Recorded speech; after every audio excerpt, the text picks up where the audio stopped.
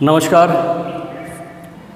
मी बाबासाहेब सखाराम तोंडे, सहाय्यक प्राध्यापक राज्यशास्त्र विभाग, राव बहादूर नारायणराव बोरावके महाविद्यालय, श्रीरामपूर, जिल्हा अहमदनगर.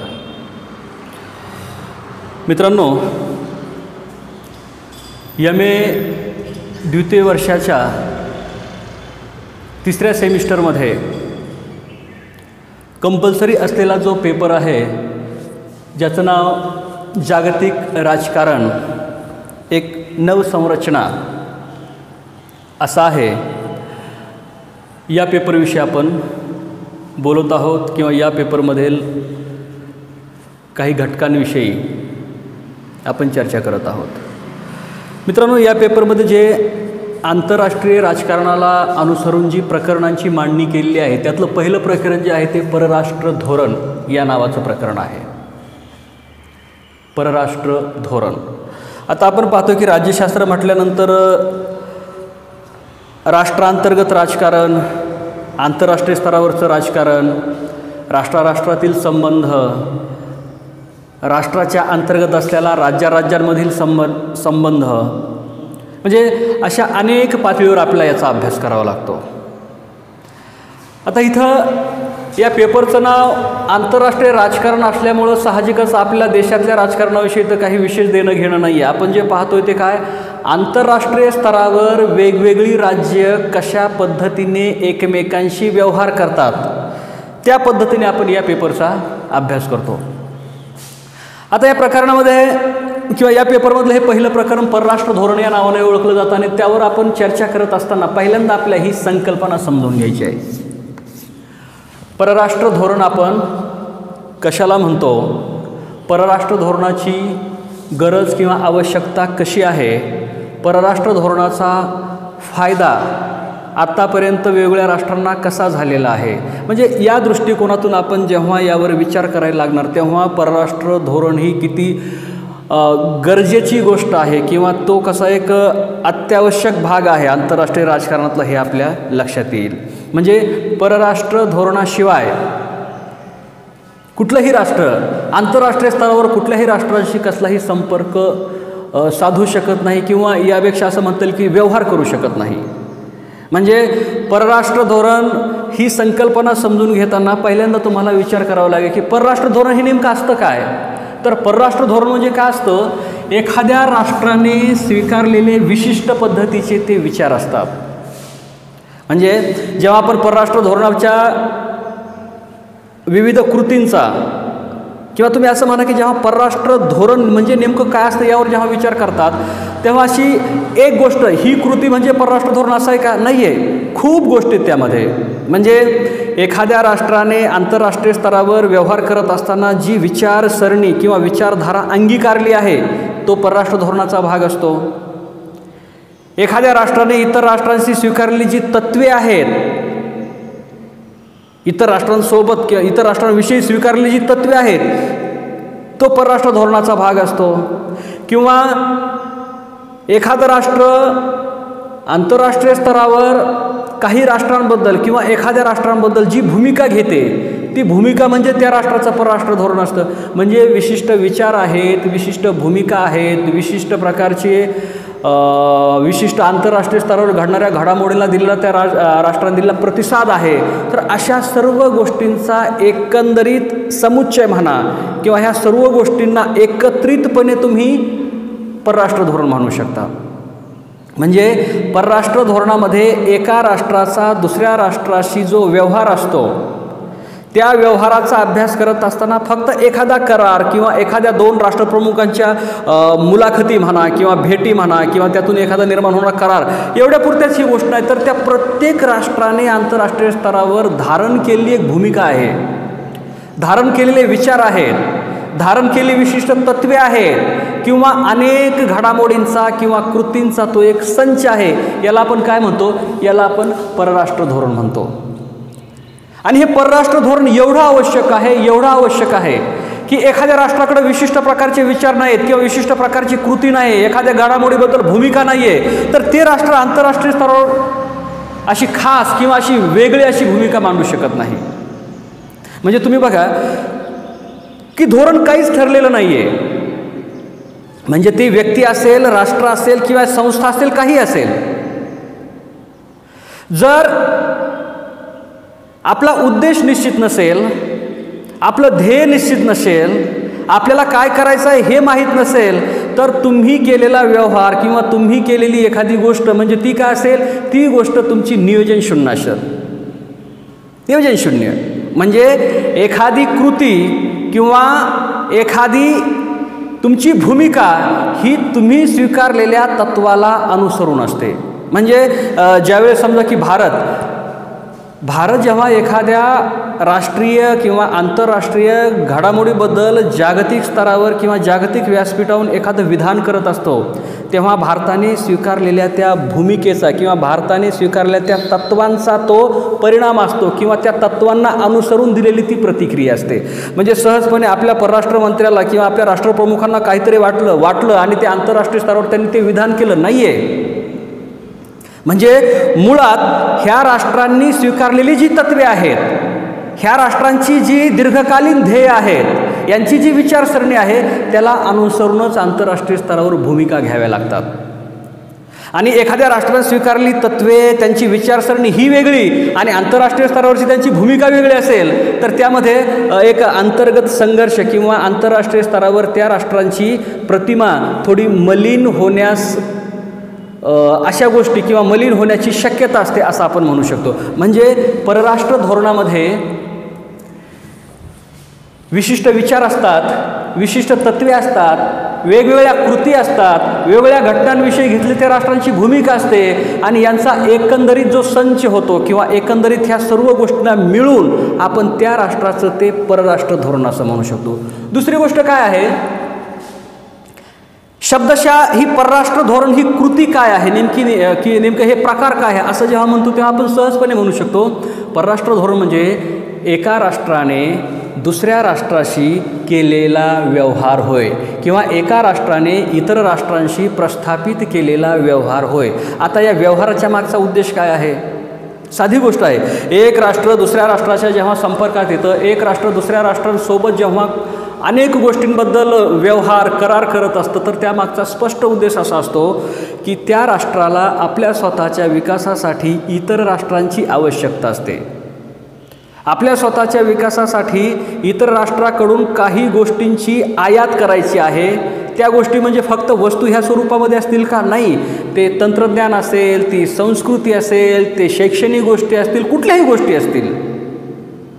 म्हणजे वेगवेगळ्या प्रकारच्या गोष्टींचं अनुकरण करणे, त्या गोष्टींची आयात करणे, त्याच वेळेस आपल्याकडील काही गोष्टी गरजू राष्ट्रांना देणे, हा जो ठरलेला व्यवहार आहे, हा व्यवहार म्हणजे परराष्ट्र धोरणाचा परिणाम असतो.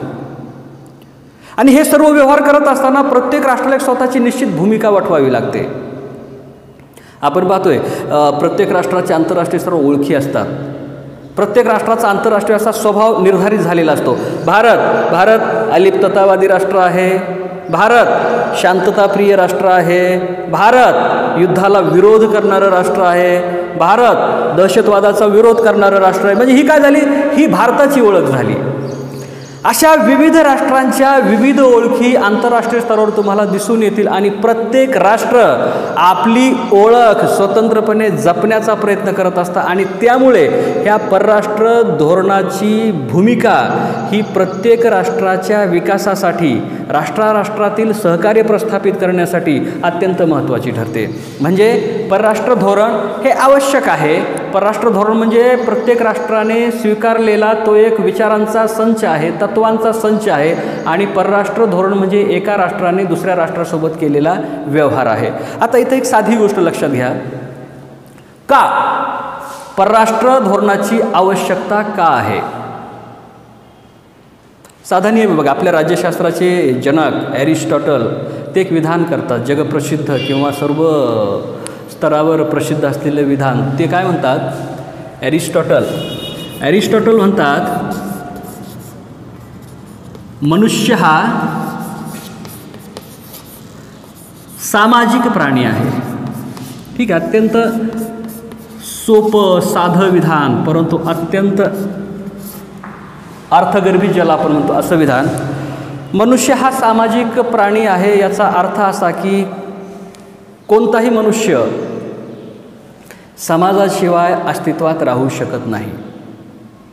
कोणताही मनुष्य समाजाशिवाय जगू शकत नाही. जगू म्हणजे अगदीच जीव की प्राण देणे असा प्रकार नाही. समाजाशिवाय जगू शकत नाही म्हणजे प्रत्येक व्यक्तीला आपलं जगणं सुकर करण्यासाठी त्याला समाजाचीच आवश्यकता असते. समाजात तो जर नसेल तर त्याच्या प्रगतीमध्ये खूप मोठा व्यत्यय येऊ शकतो. त्याला जगण्यासाठी खूप मोठ्या अडचणींचा सामना करावा लागेल. म्हणजे तू चांगला जगूच शकणार नाही. आणि याला अनुसरून अरिस्टॉटल असं म्हणतात, आणि जर एखादा माणूस समाजाशिवाय जगत असेल तर चक्क तो एकतर देव असावा किंवा तो वेडा असावा. म्हणजे याचा अर्थ काय आहे? सर्वसामान्य माणूस जसा समाजाशिवाय जगू शकत नाही, तोच अर्थ इथं आपण ह्या आंतरराष्ट्रीय राजकारणामध्ये किंवा जागतिक राजकारणामध्ये राष्ट्रांशी जोडू शकतो. म्हणजे जसं की आपल्या वैयक्तिक विकासासाठी किंवा एका सुकर जीवनासाठी कोणताही साधारण सर्वसामान्य मनुष्य हा समाज सोडून बाहेर जगू शकत नाही, आणि जगलाच तर त्याचा तो विकास होऊ शकत नाही किंवा त्याला ते जगणं चांगलं, त्याचं जगणं ते असू शकत नाही. त्याचप्रमाणे हा जो आंतरराष्ट्रीय समुदाय आहे, या आंतरराष्ट्रीय समुदायाशिवाय एखादं राष्ट्र जगू शकणार नाही. हे जगू शकणार नाही याचा अर्थ काय आहे? त्याला प्रगती साधता येणार नाही. असं गृहीत धरा की भारताने उद्या ठरवलं भारत हा जगातील कुठल्याही राष्ट्राशी कसल्याही प्रकारचा संपर्क ठेवणार नाही. म्हणजेच भारत कुठल्याही राष्ट्राशी कुठलाही व्यवहार करणार नाही, कोणत्याही गोष्टीची आयात करणार नाही, कोणत्याही गोष्टीची निर्यात करणार नाही. भारतामध्ये जे निर्माण होईल त्यावरच भारत संपूर्ण विकास साधणार आहे. शक्य नाही आहे. का शक्य नाही आहे? या विज्ञान आणि तंत्रज्ञानाच्या युगामध्ये प्रत्येक राष्ट्र हे काही प्रमाणामध्ये अनेक क्षेत्रांमध्ये दुसऱ्यावर अवलंबून आहे. म्हणजे कुठलंही कितीही प्रगतशील राष्ट्र असेल, अमेरिका असेल, तुम्ही ब्रिटन म्हणा, अमेरिका म्हणा, किंवा आणखी प्रगत राष्ट्र युरोपियन कंट्रीज म्हणा, त्यांनी असं ठरवलं नाही आहे आम्ही जगातल्या कुठल्याही राष्ट्राशी कसलाही संपर्क साधणार नाही. तर शक्य होणार नाही आहे. कारण भरपूर गोष्टी अशा आहेत ज्यांची उत्पत्ती ह्या आपल्या भूमीमध्ये किंवा आपल्या देशामध्ये होऊ शकत नाही. तर त्यासाठी आपल्याला इतर राष्ट्रांकडून त्याचं सहकार्य घ्यावं लागणार आहे. त्या मोबदल्यामध्ये त्यांना कुठल्या तरी दुसऱ्या प्रकारची मदत करावी लागणार आहे. आणि हे जे सहकार्याचं समन्वयाचं धोरण आहे, त्या धोरणाच्या माध्यमातून दोन्ही राष्ट्रांचा किंवा सर्व राष्ट्रांचा सामूहिकरित्या विकास होणार आहे. त्यातून सर्व राष्ट्रांच्या विकासातून संपूर्ण अखिल मानवता जात ही समृद्ध, विकसित आणि त्यांचं जगणं सुकर बनणार आहे. ही यामागची दीर्घकालीन किंवा ही यामागची खूप मोठी योजना आहे. म्हणजे सध्याची अनिवार्यता आहे. ही आजची आवश्यकता आहे. ही काळाची गरज आहे की प्रत्येक राष्ट्र हे दुसऱ्या राष्ट्राशी संपर्कात आहे. इथं एक गोष्ट होऊ शकते. ही गोष्ट काय होऊ शकते? एक राष्ट्र जेव्हा दुसऱ्या राष्ट्राच्या संपर्कात येतं किंवा संबंध प्रस्थापित करतं, याचा अर्थ सर्वच राष्ट्रांमध्ये खूप आणि खास असे मैत्रीचे संबंध प्रस्थापित होत आहेत असं आपल्या धाडसानं म्हणता येणार नाही. हे संबंध राष्ट्रातले संबंध हे सकारात्मक पद्धतीचे असू शकतील, म्हणजे सहकार्याचे संबंध असू शकतील. कधीकधी हे संबंध अत्यंत न्यूट्रल असू शकतील, म्हणजे अगदीच राष्ट्रांमध्ये समन्वय साधण्याचा प्रयत्न केला जातो पण विशेष व्यवहार होत नाही आहेत, किंवा एकमेकांविषयी अशी खूप चांगली भूमिका आहे असं नाही आहे, किंवा वाईट आहे असंही नाही. परंतु कधीकधी असं असतं की राष्ट्रांमध्ये नकारात्मक पद्धतीचे संबंध असतात. म्हणजे एखाद्या राष्ट्राने एखाद्या गोष्टीबद्दल एक्स अशी भूमिका घेतली तर त्याला विरोध म्हणून ते राष्ट्र वाय ही भूमिका घेईल. का? कारण ती त्या राष्ट्राची भूमिका आहे, त्या राष्ट्राच्या तत्वांशी आपला विरोध आहे, त्या राष्ट्राच्या कृतीशी आपला विरोध आहे. म्हणून आपली कृती ही किंवा आपले धोरण हे त्या राष्ट्राच्या विचारांशी विरोधात स्पष्ट करण्याची प्रक्रिया असेल. म्हणजे असं होऊ शकेल, एक राष्ट्र विविध राष्ट्रांशी जेव्हा संपर्कात येत असेल तेव्हा त्याचे संबंध काहींशी सहकार्याचे असतील, समन्वयाचे असतील, काहींशी संघर्षाचे असू शकतील, काहींशी न्यूट्रल किंवा उदासीन स्वरूपाचे असतील. मात्र आता हेही संबंध स्थिर असतील का? परराष्ट्र धोरणानंतर म्हणजे आज या कालखंडामध्ये भारताचे ज्या राष्ट्रांसोबत मैत्री आहे, मैत्रीचे संबंध प्रस्थापित झालेले आहेत, देवाणघेवाणीचे व्यवहार खूप उत्तमरित्या चांगले आहेत. याचा अर्थ भविष्यात अनेक वर्ष त्या राष्ट्रांसोबत आपली मैत्री अशीच राहणार आहे असं होणार आहे का? नाही होणार. म्हणजे हे सर्व संबंध हे अस्थिर स्वरूपाचे असतील. ही संबंध कसे आहेत? अस्थिर आहेत. आज उत्तम आहेत, कदाचित उद्या बिघडू शकतील, कालांतराने त्यामध्ये आणखी फरक पडेल, किंवा आज जी राष्ट्रे आपल्या विरोधामध्ये आहेत किंवा आज ज्या राष्ट्रांचा आपण विरोध करतोय भविष्यामध्ये ती राष्ट्रे आपल्या जवळ येतील. जसं आपण म्हणतो की आपल्या वैयक्तिक आपल्या खाजगी आयुष्यामध्ये घेतलं की राजकारणामध्ये एक साधं एक वाक्य आहे कुठलं की कुणीही कुणाचा कायमचा शत्रू किंवा मित्र नसतो. राजकारणामध्ये बऱ्यापैकी ते प्रचलित असतं. म्हणजे आज तुमच्या वैयक्तिक जीवनामध्ये, खाजगी जीवनामध्ये किंवा सामाजिक जीवनामध्ये बघा, आज ज्याच्याशी तुमची भांडणं होतात किंवा आज माझा ज्याच्याशी एखाद्याशी संघर्ष होतो, याचा अर्थ मी आयुष्यभर त्या माणसाशी संघर्ष करणार आहे का? नाही. आपले संदर्भ बदलणार आहेत, जगण्याची पद्धत बदलणार आहे, विचार करण्याची पद्धत बदलणार आहेत, आपल्या गरजा बदलणार आहेत आणि त्यानुसार आपले मैत्रीचे संबंध असणाऱ्यासोबतही आपण कधी कधी अंतराने राहणार आहोत. आज ज्यांच्यासोबत अंतर ठेवून राहतो त्यांच्या कधी कधी आपण जवळ जाण्याची शक्यता असते. म्हणजे तो बदलता संदर्भ, येणारी परिस्थिती आणि आपल्या गरजा यानुसार आपलं वर्तन हे निश्चित होत असतं. म्हणजे परराष्ट्र धोरणामध्ये प्रत्येक राष्ट्राची भूमिका अशी असते, भूमिका अशी आहे की प्रत्येक राष्ट्र हे आपण इतर राष्ट्रांशी खूप चांगल्या पद्धतीने वागावं आणि आपलाही स्वार्थ साधावा आणि त्याही राष्ट्राची प्रगती व्हावी या दृष्टिकोनातून ते वर्तन करत असतं. मात्र त्यामध्ये चढ उतार मात्र निश्चितपणे ठरलेले असतात. म्हणजे आपण इथं असं म्हणू शकतो की ज्याप्रमाणे एखादी व्यक्ती ही सामाजिक जीवनाशिवाय प्रगती करू शकत नाही, तसंच आंतरराष्ट्रीय स्तरावरील सामूहिक व्यवहाराशिवाय एखादं राष्ट्र हे आपल्या राष्ट्राची चांगल्या पद्धतीने प्रगती करू शकत नाही. अस्तित्वात राहील राष्ट्र, मात्र प्रगती होईलच याची खात्री नाही. म्हणून परराष्ट्र धोरणामध्ये, आंतरराष्ट्रीय राजकारणामध्ये एका राष्ट्राशी दुसऱ्या राष्ट्राशी असलेले संबंध हे अनिवार्य आहेत असं आपण इथं म्हणतो.